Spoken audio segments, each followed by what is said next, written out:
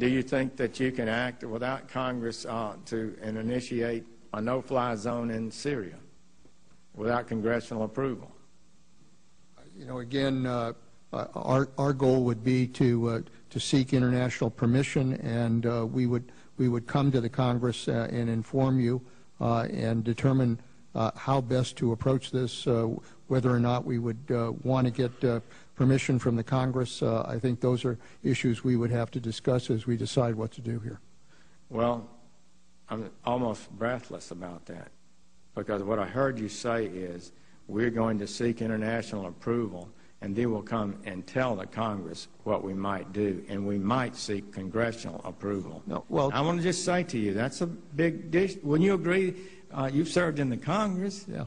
Wouldn't you agree that that's would be pretty breathtaking to the average American? So would you like to clarify that? But I've also served with Republican presidents and Democratic presidents who has always reserved the right to defend this country if necessary.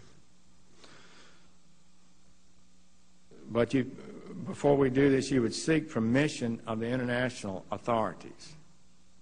If we're working with an international coalition and we're working with NATO, we would want to be able to get appropriate permissions in order to be able to do that. That's something that, you know, all of these countries would want to have some kind of legal basis on which to act. What legal basis are you looking for? What entity? Well, obviously, if NATO made the decision to go in, that would be one.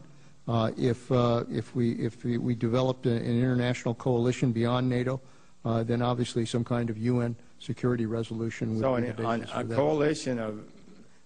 So you're saying NATO would give you a legal basis, and an ad hoc coalition of nations would provide a legal basis?